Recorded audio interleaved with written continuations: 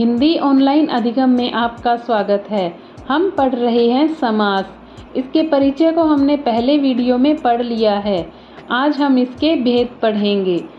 समास के 6 भेद होते हैं: अव्ययी भाव समास, कर्मधारय समास, द्विगु समास, द्वंद्व समास, बहुव्रीहि समास, तत्पुरुष समास। अव्ययी भाव समास क्या है? इसमें प्रथम पद अव्यय होता है और उसका अर्थ प्रधान होता है, वो अव्ययी भाव समास होता है। इसमें अव्यय पद का प्रारूप लिंग वचन कारक में नहीं बदलता, वो हमेशा एक जैसा रहता है। यह वाक्य में क्रिया विशेषण का कार्य करता है। दूसरे शब्दों में समझे तो अगर एक शब्द की पुनरावृत्ति हो, अर्थात एक शब्द बार बार आए और दोनों शब्द मिलकर अव्यय की तरह प्रयोग हो, वहाँ पर अव्ययी भाव समास होता है।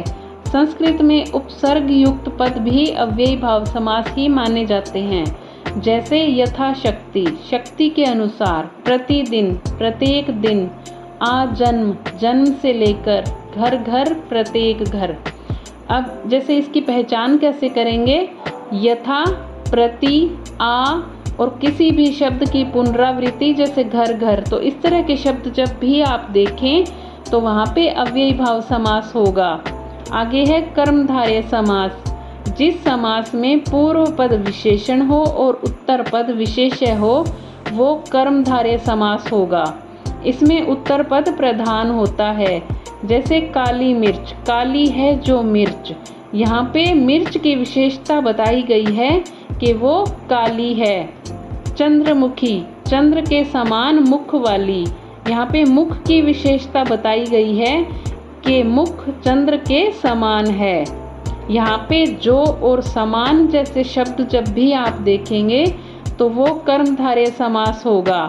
आगे है द्विगु समास।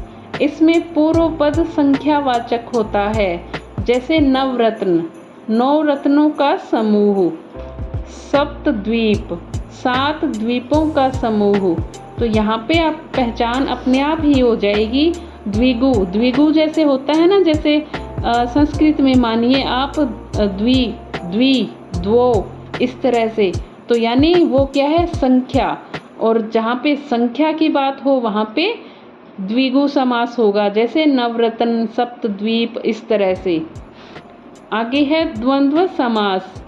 पूर्व पद और उत्तर पद प्रधान होता है, अर्थात दोनों का स्वतंत्र भाव होता है, दोनों के बीच संयोजक यानी और का लोप होता है, जैसे माता पिता, माता और पिता, भाई बहन, भाई और बहन। तो यहाँ पे और का लोप हो रहा है ना, तो वो क्या है? द्वंद्व समास। आगे है बहुव्रीहि समास।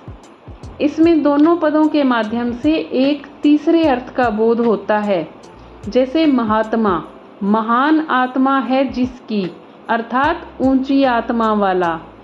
नीलकंठ, नीला है कंठ जिनका, अर्थात शिव जी। लंबोदर, लंबा है उद्र जिनका, अर्थात गणेश जी।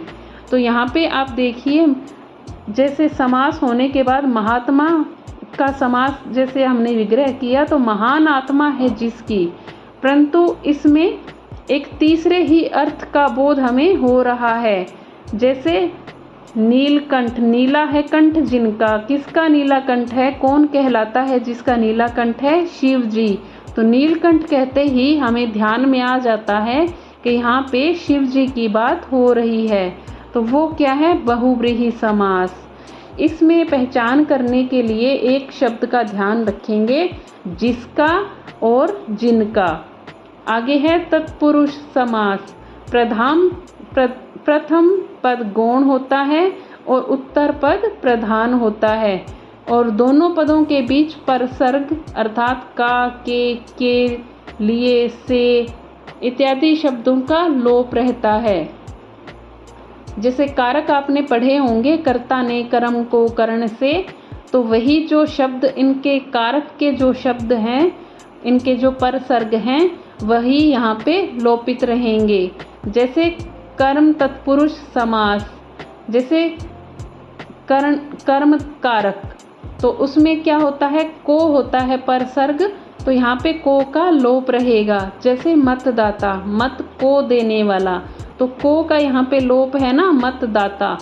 आगे है कर्ण तत्पुरुष यानी कर्ण कारक, यानी से का लोप रहेगा। कर्ण से होता है ना, तो यहाँ पे से का लोप रहेगा। जन्मजात, जन्म से उत्पन्न, यहाँ पे देखिए से का फिर लोप है। आगे है संप्रदान तत्पुरुष, यहाँ पे संप्रदान कारक है, तो संप्रदान कारक के लिए इसका लोप रहेगा। हथकड़ी, हाथ के लिए कड़ी। रसोई घर, रसोई के लिए घर, तो ये के लिए का यहाँ पे लोप रहेगा। आगे है अपादान तत्पुरुष, अपादान कारक, तो यहाँ पे से यानी अलग होना, से का लोपन रहेगा यहाँ पे। धनहीन, धन से हीन। भयभीत, भय से भीत यानी डरा हुआ। संबंध तत्पुरुष, का के की, किसी का संबंध बताना, किसी से संबंध बताना।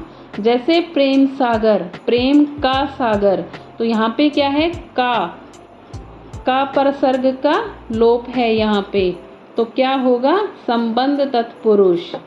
आगे है अधिकरण तत्पुरुष, में और पर का यहाँ पे लोप रहेगा। जैसे नीति निपुण, नीति में निपुण। घुड़सवार, घोड़े पर सवार। तो हमने अभी समास पढ़ा और समास हमारा पूरा हो चुका है। दोनों वीडियो आप पूरा देखें और याद करें समास को और अच्छे से समझें। और कल हम इसके प्रश्न उत्तर करेंगे, तो आप इसको अच्छे से पढ़ के आइएगा और इनके उत्तर दीजिएगा। तब तक के लिए पढ़ते रहें, बढ़ते रहें और हिंदी ऑनलाइन अधिगम के साथ जुड़े रहें। धन्यवाद।